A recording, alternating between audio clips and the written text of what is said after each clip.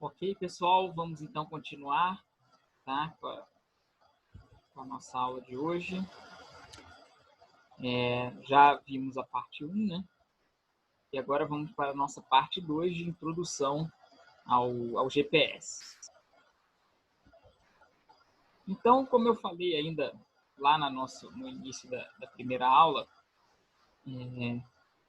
o GPS é apenas um tipo de GNSS, né?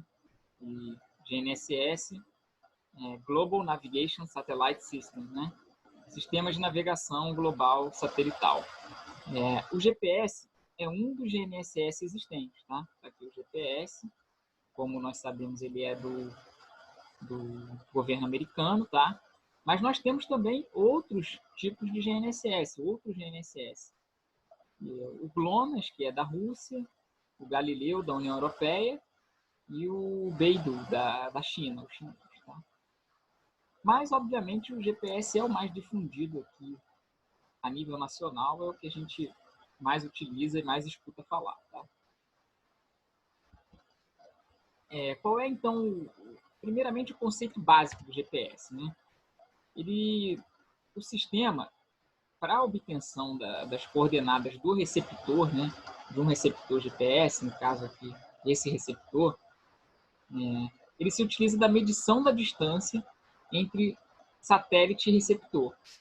Então, o sistema GPS, né, ele conta com uma constelação de satélites que estão viajando aí, né, orbitando ao redor da Terra.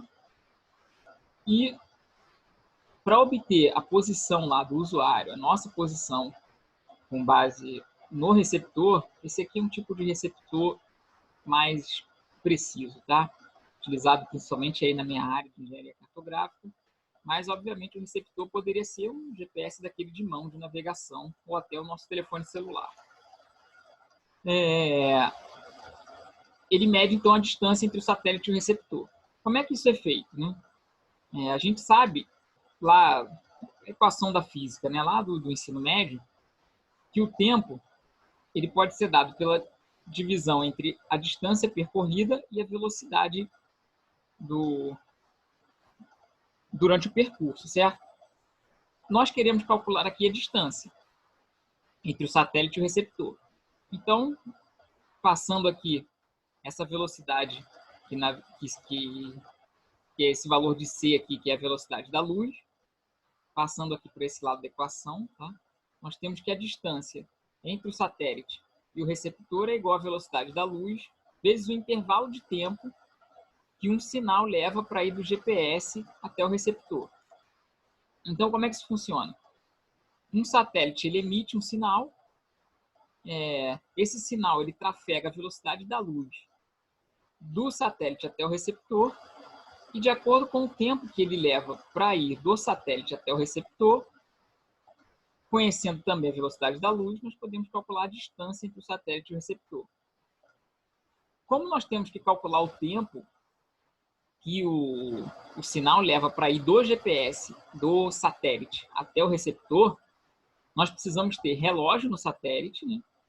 Relógio no receptor, e esses relógios precisam estar sincronizados. Tá?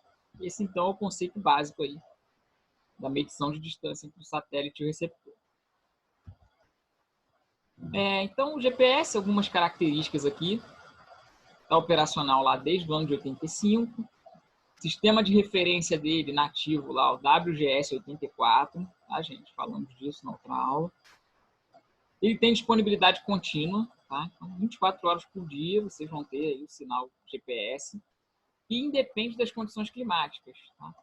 Então, às vezes a gente escuta uma pessoa que fala, né? Ah, tá chovendo, o sinal do GPS não vai estar bom. Não, não tem interferência, tá? As condições climáticas não influenciam no sinal do GPS. O que pode influenciar é que, não, tá chovendo e você vai para debaixo de uma marquise. Aí, quer dizer, aquela marquise que está atrapalhando o seu sinal, tá? Não é um problema no sistema do GPS. Ele fornece altitude em relação ao elipsoide, tá? Que a gente viu lá na frente, o elipsoide, né? A superfície matemática que mais se aproxima aí da forma da Terra, é o modelo adotado de forma geral, né? Ele tem uma cobertura global com no mínimo de 4 satélites sendo visualizados em qualquer lugar da Terra. Então, com esse mínimo de 4 satélites, é possível estimar a posição do receptor ali, do usuário, em qualquer lugar do globo terrestre, tá? Muito importante, gente, não deve haver obstrução entre a antena e o satélite. Evitem ao máximo coleta de pontos em áreas dentro de edificações, tá? Florestas, né, que eu acho que é o caso mais do serviço de campo. Se você estiver numa área com a cobertura vegetal muito fechada, também vai atrapalhar. Então, procurem fazer sempre a coleta de pontos em áreas mais abertas. Isso vai melhorar muito a precisão do seu trabalho, tá? É uma tecnologia estrangeira, então é importante ter isso em mente, tá? Não é nacional. Inclusive, no passado, até o ano 2000, o Department of Defense, né, lá, que seria o Ministério da Defesa dos Estados Unidos, ele deteriorava o sinal do GPS. Nós aqui no Brasil não tínhamos uma precisão que nós temos hoje, tá? Ou seja, é algo que está na mão de outro país e que, infelizmente, aí nós dependemos dessa tecnologia. E a acurácia do GPS, ela pode ser melhorada por redes de dados móveis, tá? Então, por exemplo, você está numa área com cobertura de celular, tende a haver uma melhora na precisão do seu trabalho. Porém, isso não é indispensável, tá, gente?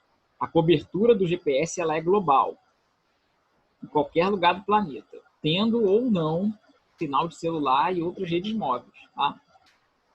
Ela é apenas melhorada pelos sinais de rede de celular, por exemplo.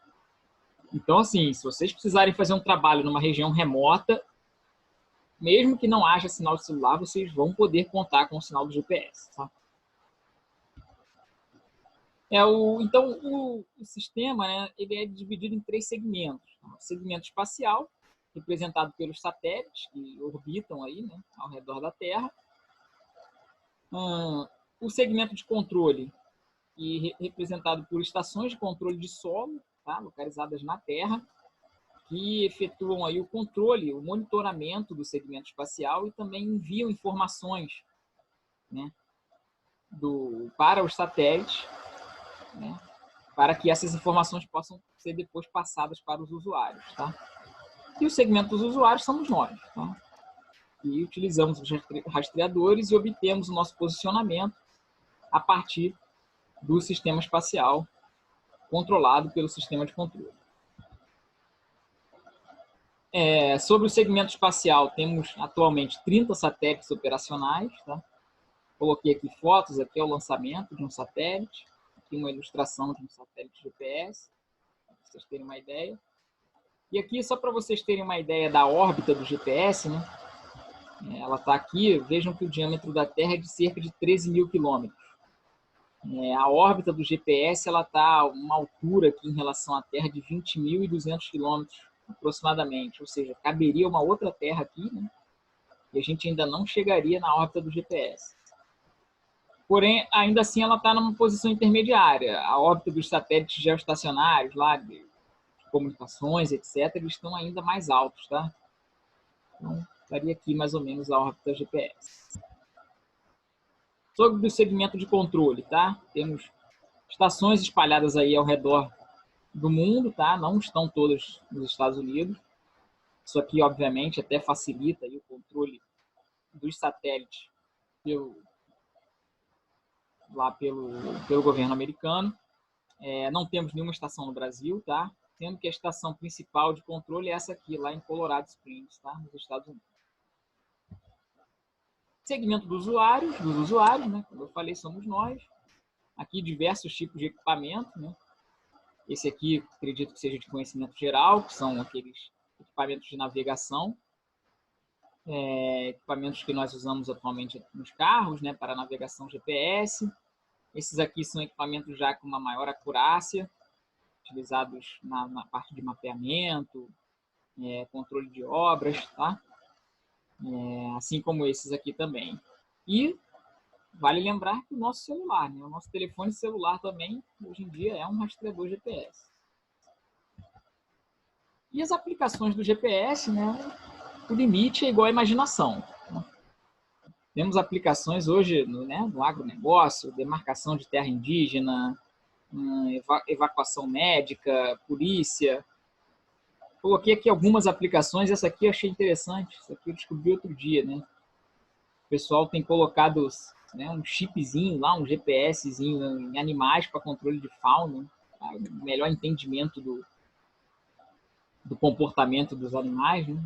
Ou seja, o limite realmente é a imaginação. E como o GPS funciona, né? How GPS works, como ele trabalha. Tirei aqui desse site lá do próprio GPS. Vejam que a gente falou lá no início da questão da medição de distâncias, né? Então tá aqui, um satélite está lá na órbita, ele envia um sinal, tá? Esse sinal ele viaja aqui a velocidade da luz e chega até o nosso receptor. Tá? No caso aqui está nesse trator.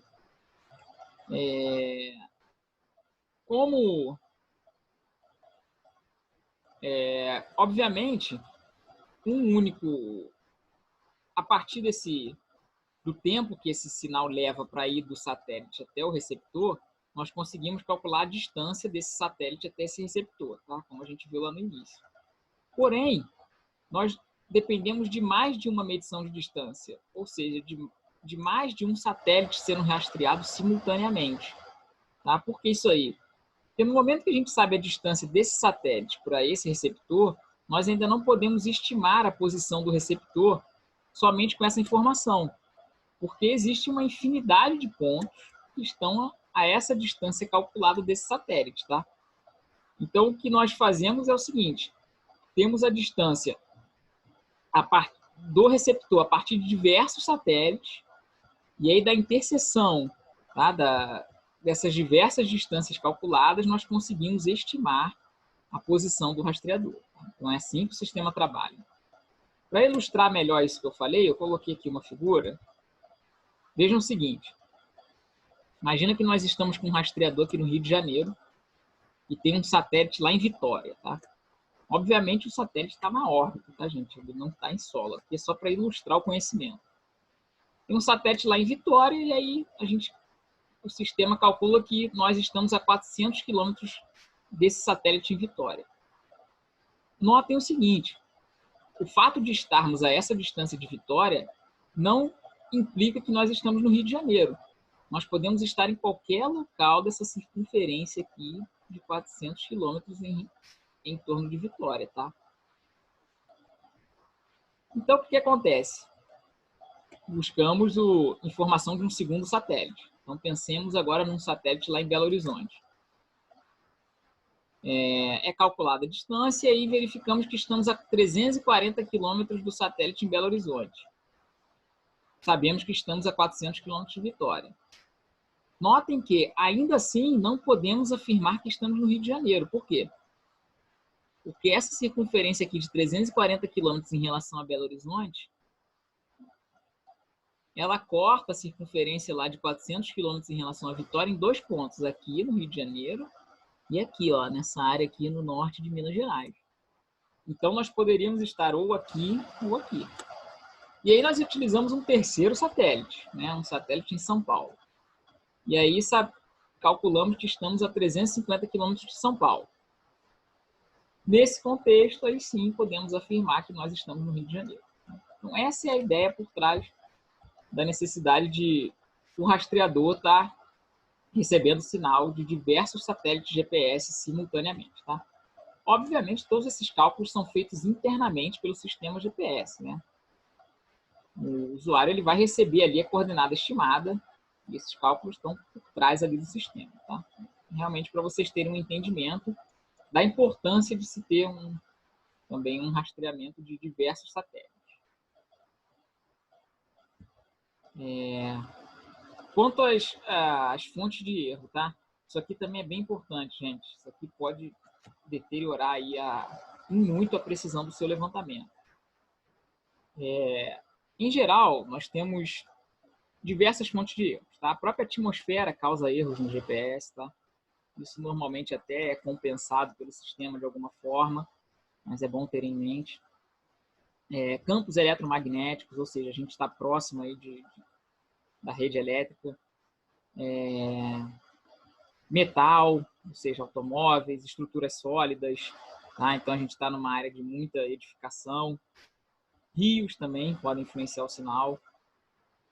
Porém, é importante deixar claro para vocês que esses problemas aqui, eles diminuem a precisão do levantamento, mas não chegam em geral, a tornar o seu levantamento assim muito ruim. Tá? O grande problema é se a antena estiver obstruída. A antena deve estar desobstruída. Então, se você estiver dentro de um prédio, por exemplo, aí sim o seu levantamento será muito ruim. Se você estiver dentro da selva, por exemplo, de uma floresta muito fechada, o seu levantamento será muito ruim. Tá? Então, a sugestão que fica é a seguinte: evitem essas fontes de erro, mas sabemos que nem sempre é possível. Se você estiver numa área urbana, né, obviamente você não vai conseguir ficar longe de todos os prédios. Mas isso não é o maior problema.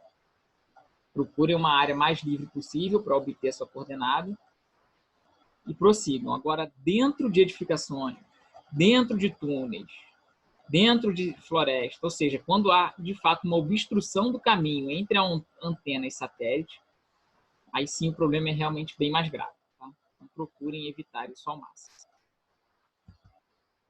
Então, aqui estão as referências que eu mencionei aí durante essa introdução ao GPS. Tá? Aqui eu coloquei o site lá da seção que eu trabalho no INE, de Engenharia Cartográfica, onde tem os ramais, tá? Os contatos, o currículo de todos os professores, né? Vocês podem querer falar com um ou com o outro. E o meu e-mail, tá? Também fiquem à vontade aí para me mandar qualquer questionamento, como eu falei, não só hoje, mas no futuro aí. Qualquer trabalho que vocês venham realizar, tá? Então, vou dar mais uma pausa aqui e prosseguimos depois com a parte da navegação e da coleta de dados com o rastreador GPS. Então, obrigado.